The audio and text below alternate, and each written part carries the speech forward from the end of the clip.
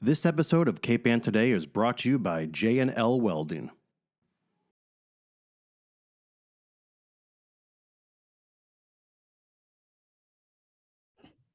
Hi, Ethan Forman of the Gloucester Daily Times. How are you doing today?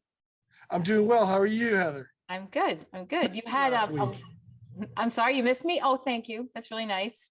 No, I miss Corey. I know we're just doing a little bit of jumping around, but next week it will be me and Corey together. We'll all be together again next week. So All right, big happy family. All right, great. Yeah, Well, exactly. All right. So you had a lot going on while I was gone and subsequently. So the first big story is the Beeman School is now hosting services for the Freedom Church. Tell us what's going on there.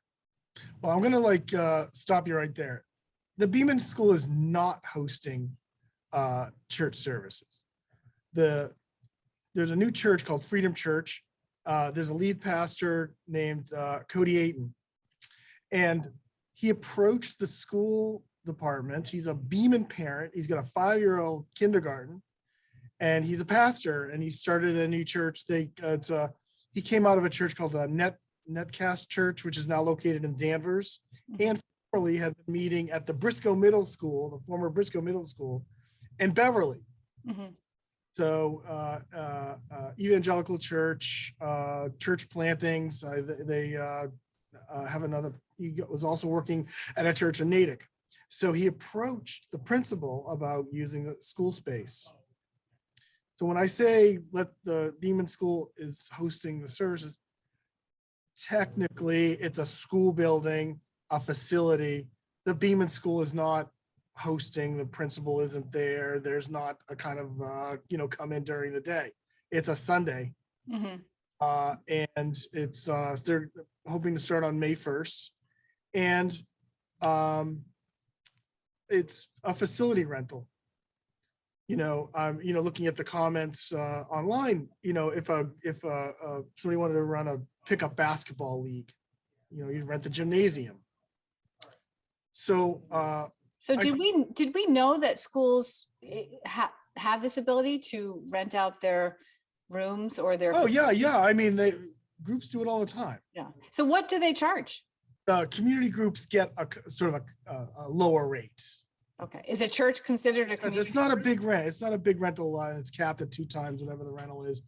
I think you mentioned in your story what the rent. Yeah, it's not much. It's not like the church. There's been a lot of concern about the church has been concerned about the church coming into the school, and it's not like the church is getting a cut rate. They're just getting the rate that community groups are charged. Different organizations use the school or rent the fields. It's not. Well, I think the concern is that it's a public building paid for by taxes, and a church has it's a religious organization, and it has, a religious point of view. So, but we're calling it a community organization. So it sounds to me as if it's a pretty good deal, and it's not very expensive to rent these rooms, right? So therefore, they're not. It's not like they were charging them any different than they would charge a nonprofit. Can you tell us how much the school charges community organizations like this? Well, the rates are set at an hourly rate. Now, again, I don't want to do the calculation because I'm not great at math. There's they rent it for 2-hour blocks, and it's something like $25 to $35 for that block. The rate is capped at 2 times the rate. And so they're just paying an hourly rate for the 6-7 hours that they're going to be in the church, in the school building. Mm-hmm. And so it's just a per day rate.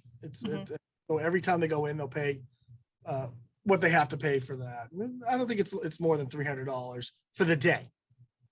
And so that rate is because, community groups and nonprofits and.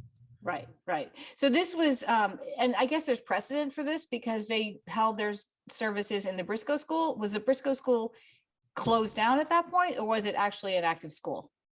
No, well, this Corey's formerly worked for a group called the Netcast Church, mm-hmm. and they were in the Briscoe Middle School, and the school was actively the Briscoe Middle School. It's closed down in 2018, but he had worked for the Netcast starting in something like 2014. And he said they had a really good relationship with the school department in Beverly. Okay, all right, so there's precedent. His take on it is not unusual for churches to rent school buildings. I mean, I think it's a matter, personally, we're a First Amendment company and they have a right to First Amendment. I'm seeing a lot of the thread of concern, and it's concerned about their beliefs, whether they have certain beliefs. I'm not making any comment on anyone's beliefs. Well, I think that there's also a concern or anything, but a lot of the commenting that we've seen talks about their beliefs.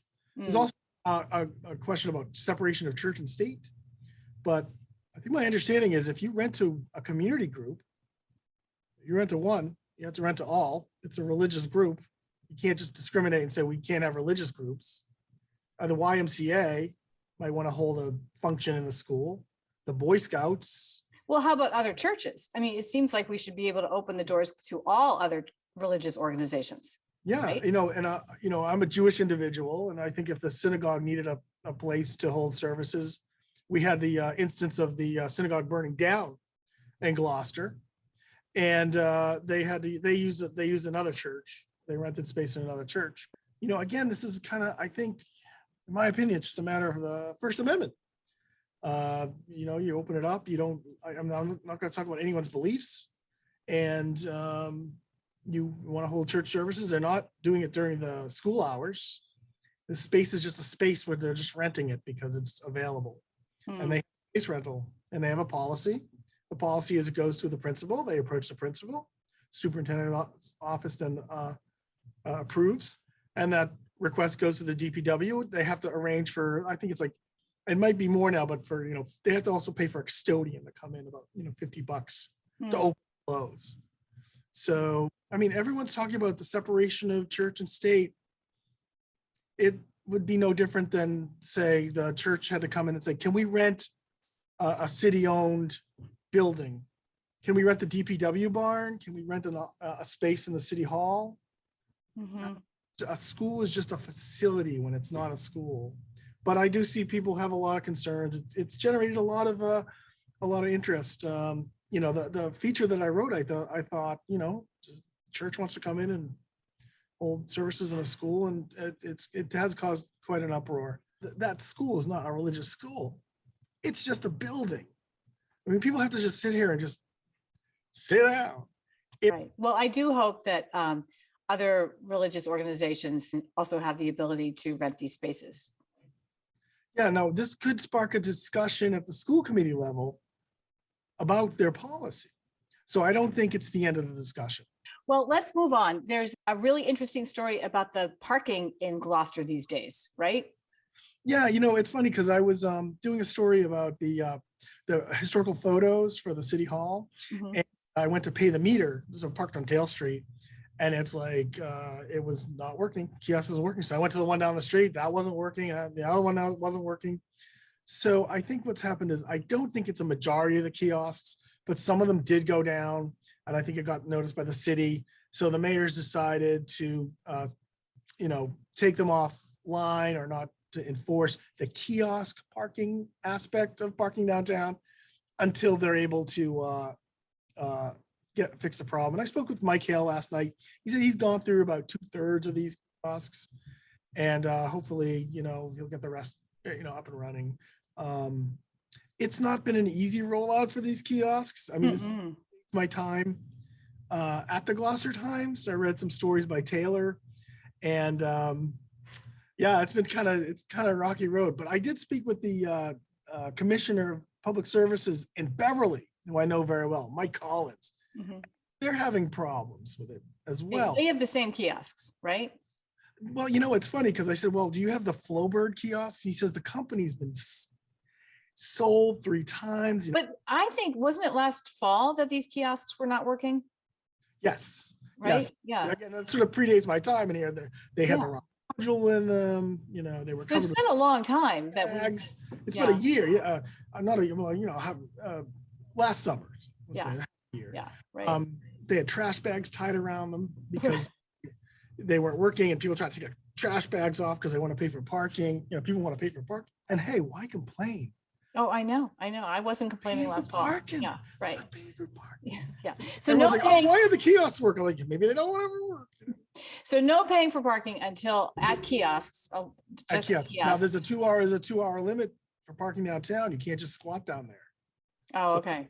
You might get a ticket for if you think you're gonna just park at one place. And did you know the city has an anti-shuffle rule that if What's you that mean? park in a place, you have to move at least 500 yards to a new space. Oh, you can't just move up in the spot. Exactly. Oh, wow. I didn't know that. Anti-shuffle rule. That's good. That's good to know. You can't just sit there and go like, oh, I'm gonna move my space. I go one, you just go Yeah, down, right. down the next space, just pull ahead. Okay, 2 more hours. That's great. So there was also a marine A accident marine yesterday. tragedy. I It don't was want not to the say Titanic. tragedy. Yeah, right. Exactly. What We saw happened my- yesterday? My editors, what happened yesterday was a sailboat sank off 10-pound island. Oh, wow. I'm new to Gloucester, so I have to go find 10-pound island. But they said I talked to the shellfish constable, assistant harbor master today, Pete Seminara, and he told me they got calls or reports from someone on the beach, someone rowing about I guess a mast sticking out of the water because that's all you can see, the top of the mast. Oh my Ah. gosh. The boat is totally underwater. I guess it just sank. There was no Nobody- one on it. No one was I aboard. was on board, but when they responded and they find, they find the mast in the water, they called a dive team and they did a search. Yeah. Guard and the harbor master search for people. I mean, it could be a tragedy, but owner was at home. Poor no guy. worries, Well- and now poor guy. He's got to salvage the boat. Yeah, right. So how large a And boat there was no fuel in the boat either, so no pollution. Oh, that's good. That's good. How large a boat was this? It's a 25-foot sailboat. Oh, okay. I was asking, well, what kind? They're like, hey, I don't know. Yeah. Do we know why the boat sank? No, they didn't say why the boat sank. I mean, I Okay. can't tell you. Boat sink. Who knows? Something let go. So fitting could let go. You know what I mean? Yeah. Well, we will talk to you next week, Ethan. Thanks very much for catching us up. All right. Thank All right. you. Woo. Bye. Interested in a sponsorship? Email sponsor@1623studios.org to learn more.